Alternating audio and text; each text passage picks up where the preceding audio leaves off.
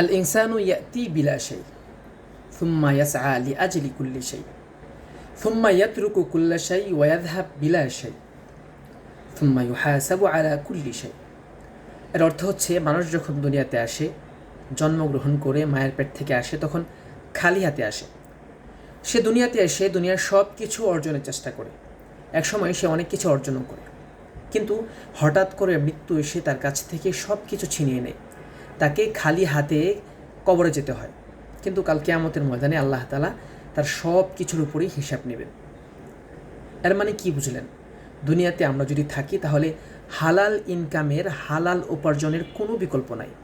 যদি কাল কিয়ামতের ময়দানে আল্লাহ তাআলার কাঠগড়ায় ধরা না খেতে চান, তাহলে অবশ্যই আপনাকে হালাল ইনকাম করতে হবে, এবং যা কিছু আল্লাহ তাআলা হালাল আপনার রিজিকে রেখেছেন, যতটুকু তৌফিকে দিয়েছেন, এতটুকুর উপরে সন্তুষ্ট থাকতে হবে।